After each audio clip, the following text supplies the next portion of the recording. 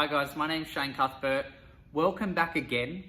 In the last video, we talked about the inner child, okay? And we talked about how, basically all we need to do is be confident enough at sort of making these changes and doing these things and getting those things on the list of cans, okay? Our inner child's list of cans.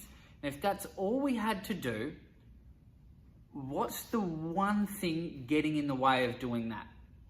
In this lesson, we're going to talk about that. We're going to talk about the inner parent. Have you ever been thinking, doing, or saying something only to sort of step back and recognize that whatever you're doing or thinking, or saying is really just repeating the voice of, either your mum or your dad? That you have this moment where you think, oh, wow, that's actually what my dad used to tell me to do, or how my mum told me to think, or something like that. Have you ever had one of those moments? Perhaps it may have even been like a teacher or an employer or somebody else entirely, okay? But at one point in time, they told you how to do something, how to think about something, or what to say, and you've just made a conscious sort of, had an epiphany where you've just thought, oh wow, yeah, that's very similar, or if not the same as something someone told me. That's the way somebody told me how to do it, told me what to say or what to do. So it's almost like that person's voice has been stuck inside your head, and now you're replaying and repeating, all of those things that those people said. Okay, let's look at another example. Have you ever had something that you're struggling to do, something that you're trying to do, but you're struggling, okay? And someone you look up to, for advice or guidance, someone, an authority figure has given you criticism. And it's like that criticism has been soaked up and become a part of you. You've almost been, overwhelmed with absorbing that inner voice that just keeps playing over and over again. So now that you feel that you can't do that thing, which has now eventually led to you becoming not confident in that thing, and you haven't been able to do that thing or achieve that thing. Likewise, perhaps you were struggling with something, finding it really, really difficult, and someone you look up to has come along and they've actually offered you praise in that situation, which just is a simple sentence or two, but that praise really stuck with you. And it's almost like that voice, after sticking with you, has become, an inner voice of permission, which has, really driven you to keep going with that thing and find confidence in doing that thing. So now that thing is on your list of cans. In the last lesson, we looked a lot at Freud's id, okay? We really focused on that. We really focused on the inner child. But I did mention that there was another part of the brain, or the other part of the mind that Sigmund Freud refers to, known as the superego. The superego is a part of our mind that from a young age, okay, it probably picks up from about where our inner child sort of leaves off, about 5 or 6, so probably from about 5 or 6 onwards. It's a part of the mind that sort of looks up to other people. It looks up to parents and teachers, people that we look up to that play, a dominant social voice, okay? These are people that have some position of power over us. So what the superego really does is it looks around us and it soaks up all of these sort of unspoken rules and basically decides how we are supposed to be. So as a result, we're going to call that part of the mind the inner parent. Our inner parent is looking at sort of the rules of our identity and rules of how we are supposed to be, okay? So it makes up its mind from the outside world. It's made up of all of those people that told us, what we can and can't do. And those people that, either gave us praise towards a particular thing or gave us, criticism towards a particular thing. And so the easiest way to explain the unconscious mind is our inner parent and our inner child in conflict, okay? It's a conflict battle of, inside of us that's deciding sort of what we're going to do and how we're going to do it. Now, that relationship between the inner parent and the inner child is always happening, okay? It's behind every decision and choice that we make. We might not be consciously aware of it. We just decide to do something and we think that that's it. But what's going on unconsciously and within us is before we make that decision, there's a little bit of backwards and forwards, going on between the child and the parent before we make that decision. So there's some back and forth between the part that decides what you can and can't do, okay, the parent, the part that sort of says what you can do, what's on your list of cans. So you're constantly having this back and forth, this conversation of sort of what you should do, what you should not do, and what you can do and what you can't do. And it's always going on, okay? It's going on in your mind right now as you watch this video, okay? It's happening inside everybody. Now, that's the easiest way to think about what your unconscious mind is actually doing. So when your inner parent says that you must do this thing or you must be a certain way, the inner child is saying, but I can't do that. I can't be that particular way, because your inner child is really holding on to your identity. That's when we have inner conflict. It's also where stress comes from, okay? That's stress. When we're having that inner conflict within us and we don't know what to do, or we feel this way but we can't do that, that's stress, okay? Stress is what happens as a result of that tension and that conflict between our inner parent and our inner child, okay? That's stress. The basis of stress is when you're trying to force yourself to do something that goes against your identity, it goes against who you are, okay? Your inner parent's telling you, what to do and who to be, because on the outside world, your mum, your dad, or your teacher or somebody told you to do that. But your inner child, what you learned as a child, is saying, no, that's not on my list of cans. That's not my beliefs and my values that I had as a child, okay? That it doesn't agree with it. So that's the basis of stress. It's that tension and that conflict between your inner child and your inner parent. So when you want to, in fact, make a change, not only do you need your inner child sort of approval to say, yes, I've looked at my list of cans and I can do that, you also need the inner parent's permission to say, you're allowed to do that, okay? That is in line with what everybody else thinks. That's, society's rules and regulations. So you might say, look, I want to be able to lose weight, I want to get healthy, and I want to get fit. I want to have better relationships with people. I want to be more productive, more successful in my career or in business. At the end of the day, unless both those parts of your mind are giving you both the confidence and the permission to do it, you're going to find it very difficult to make that change. Because the unconscious mind works that way, the only way to actually relieve that tension, okay, the only way to stop the stress, to stop those, feelings, those harmful feelings, those negative feelings and thoughts, the only way to actually relieve that pressure is to just give up on what you're trying to do. Consciously, we're going to make up some excuse, okay? We're probably going to say, look, it was too hard, I tried, I failed, look, I'm not the type of person that can do that. There's a million sort of excuses that we can come up to, but below the surface, unconsciously, that's what happened. Was we met some tension, okay? We had some inner conflict and we didn't know how to deal with it, and we couldn't move past that to get to the next point. So, as a result, we just fell back into our old familiar patterns, okay? We just got back on the roundabout and started going around and around again. Back into those habits where our inner child says, yes, you can do that, and our inner parent said, yes, you can do that, and that's what keeps us stuck.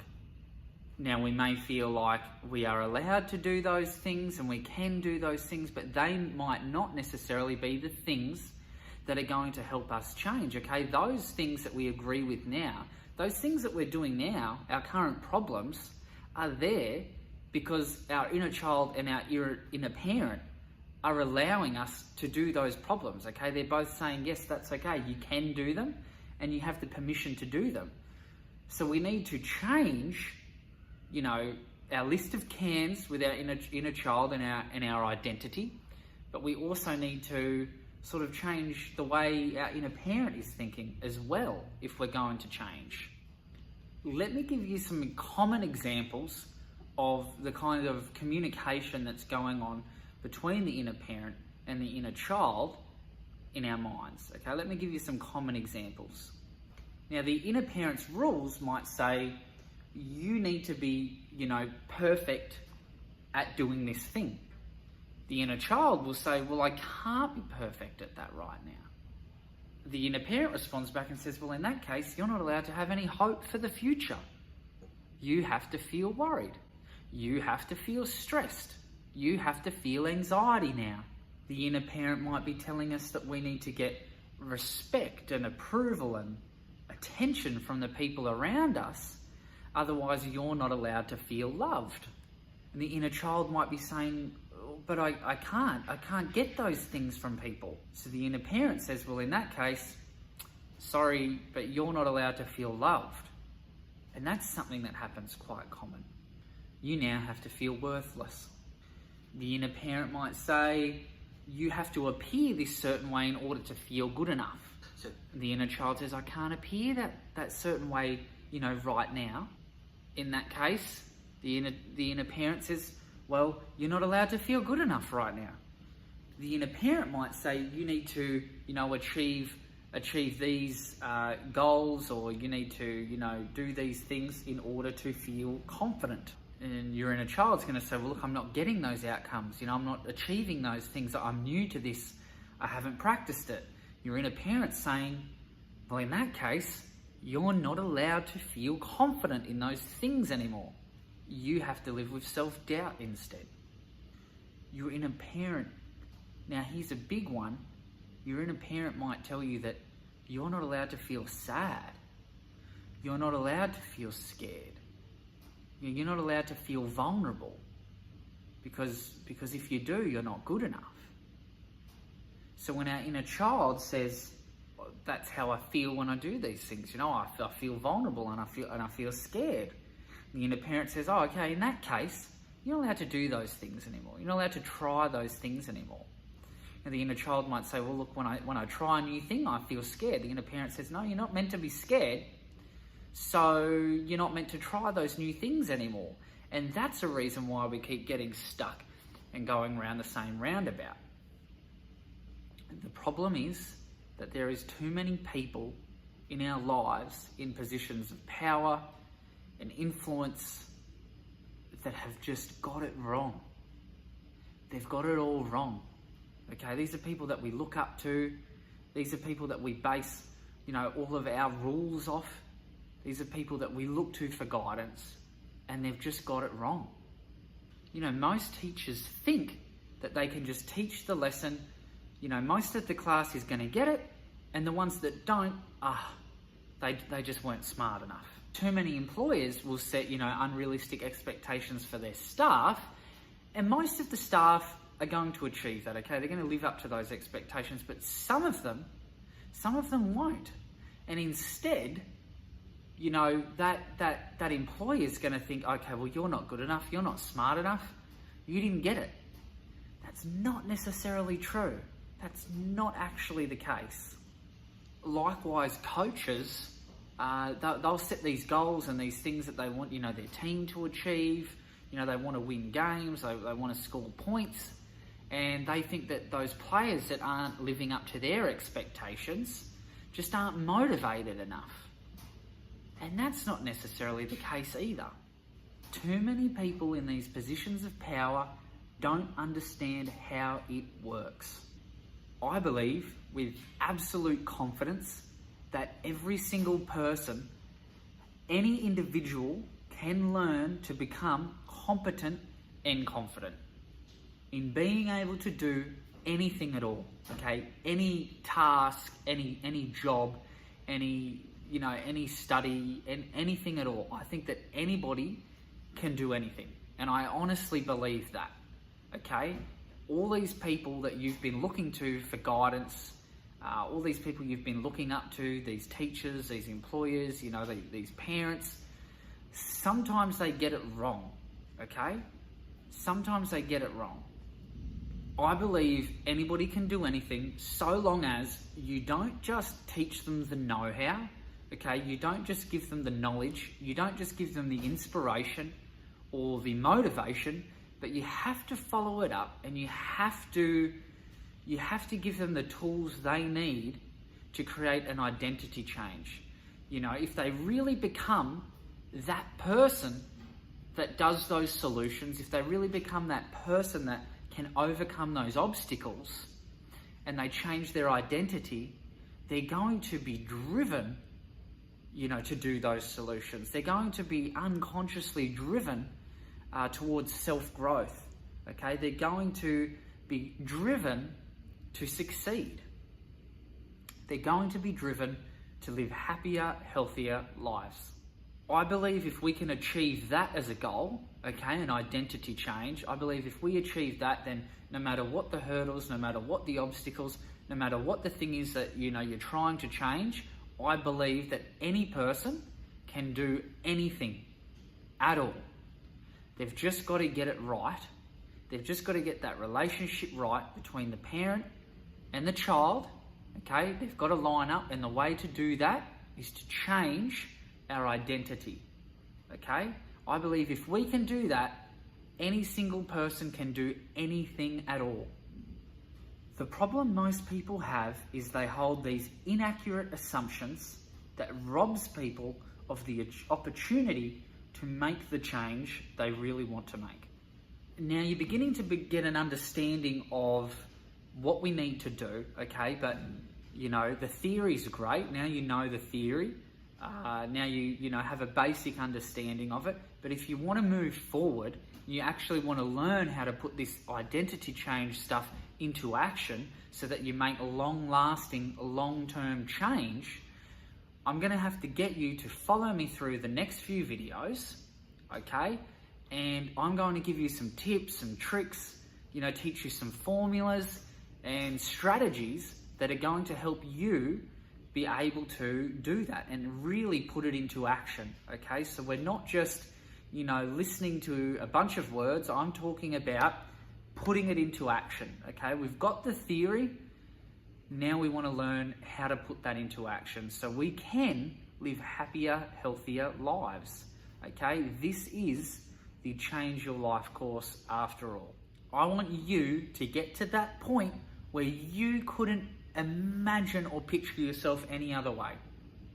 When you look back at your past, when you look back at who you were as a person before you did this course, you're going to be unrecognizable.